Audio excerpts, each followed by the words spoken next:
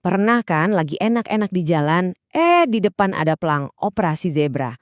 Jantung langsung deg-degan, langsung kepikiran, waduh pajak motor gue telat. Nah tenang, Anda nggak sendirian kok. Ini kayaknya jadi momok buat semua pengendara di Indonesia. Tapi pertanyaannya, bener nggak sih telat pajak itu otomatis kena tilang? Yuk kita bongkar abis-abisan mitos ini. Coba deh bayangin skenarionya. Kita lagi nyetir santai, tiba-tiba dari jauh kelihatan tuh barisan polisi.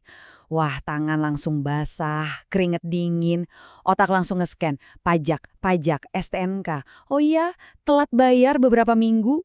Pertanyaan paling gede di kepala kita saat itu, bakal kena surat cinta alias surat tilang? Enggak ya? Nah, ini dia jawabannya. Siap-siap ya, karena ini bakal ngubah cara pikir kita semua.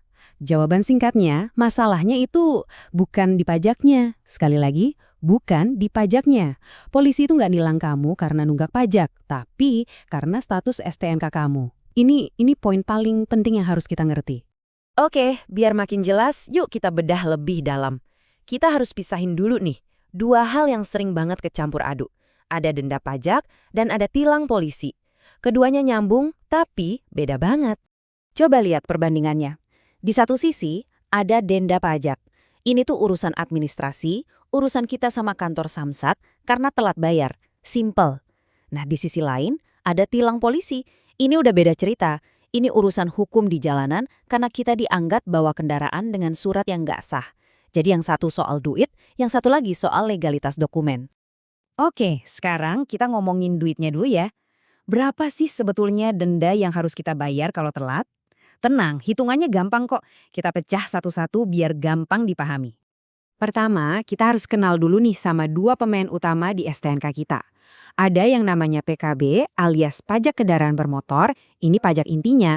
Terus ada SWD KLJ, ini iuran wajib buat asuransi kecelakaan jasa raharja. Nah, denda untuk dua komponen ini dihitungnya misah loh. Nah, ini nih cara ngitung denda PKB-nya. Gampang banget ternyata. Pertama, ambil aja nilai PKB yang ada di STNK. Terus, kalikan dengan tarif denda tahunan, yaitu 25%. Langkah terakhir, kalikan lagi sama berapa lama kita telat. Rumusnya, jumlah bulan telat dibagi 12. Udah, gitu aja. Biar kebayang, kita pakai contoh ya. Anggaplah PKB mobil kamu itu 1,2 juta rupiah. Terus, kamu telat bayar 4 bulan. Tinggal dihitung aja, 1,2 juta dikali 25%, terus dikali 4/12. Ketemu deh angkanya 100.000 rupiah. Gampang kan? Oke, sekarang denda yang kedua, SWDKLJ. Nah, yang ini lebih simpel lagi, soalnya dendanya itu udah flat, udah tetap. Kalau kamu pakai motor, dendanya sekitar 32.000. Kalau pakai mobil, ya sekitar 100.000. Ingat ya, denda ini nanti ditambahin ke denda PKB yang tadi kita hitung. Oke, urusan denda udah clear ya. Sekarang kita balik lagi ke pertanyaan awal, kenapa kita bisa ditilang? Nah, ini dia intinya. Ini bukan soal duit yang kita belum bayar, tapi soal sebuah stempel. Betul, cuma stempel pengesahan.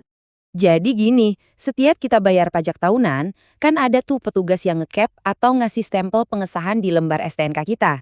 Nah, stempel itulah nyawanya STNK kita untuk setahun ke depan. Tanpa stempel pengesahan tahunan itu, STNK kita dianggap nggak berlaku, alias nggak sah secara hukum. Terus prakteknya di lapangan gimana? Nah, ini yang seru. Kalau kita telatnya cuma beberapa hari, ya secara hukum sih STNK kita udah nggak sah. Tapi biasanya Pak Polisi masih baik hati, masih ngasih toleransi atau teguran aja. Beda cerita kalau kita telatnya udah berbulan-bulan. Wah, itu sih STNK-nya udah jelas-jelas nggak sah dan resiko kena tilang langsung tinggi banget. Dan ini bukan cuma soal kebiasaan atau opini loh ya. Semua ini ada dasar hukumnya yang kuat banget. Yuk kita lihat langsung pasalnya biar makin yakin. Ini dia dasarnya yang pertama dari Undang-Undang Lalu Lintas pasal 70. Di situ dibilang STNK itu emang bener berlakunya 5 tahun. Tapi ada tatinya nih, harus dimintakan pengesahan setiap tahun. Perhatiin kata harus ya, itu artinya wajib, nggak bisa ditawar. Terus kalau kewajiban di pasal 70 tadi kita langgar, apa hukumannya? Jawabannya ada di pasal 288. Pasal ini bilang, siapapun yang nyetir kendaraan tanpa STNK yang sah bisa dipidana. Nyambung kan? Gara-gara kita nggak minta pengesahan tahunan, STNK kita jadi tidak sah. Dan akhirnya kita kena sanksi dari pasal ini. Jelas banget alurnya. Oke, kita udah kupas tuntas semuanya, dari denda sampai ke dasar hukumnya. Sekarang, ayo kita rangkum poin-poin paling pentingnya biar nggak lupa. Ini nih contekannya. Jadi, rangkumannya gini. Pertama, telat bayar pajak itu urusannya denda. Udah pasti itu. Kedua, yang paling penting, polisi itu nilangnya bukan karena telat pajaknya. Ketiga, polisi nilang kita karena STNK kita nggak ada stempel pengesahan tahunannya. Dan terakhir, karena nggak ada pengesahan, STNK kita jadi dianggap nggak sah secara hukum. Nah, 4 poin ini aja yang perlu diingat. Jadi, mulai sekarang kalau lihat ada razia di depan, pertanyaan di kepala kita harus diubah. Jangan lagi nanya, pajak gue lunas nggak ya? Tapi tanyalah, STNK gue udah disahin belum tahun ini? Karena pada akhirnya, bukan soal lunas atau nggak lunas, tapi soal stempel kecil yang membuktikan keabsahan kita di jalan. Coba cek STNK kamu sekarang.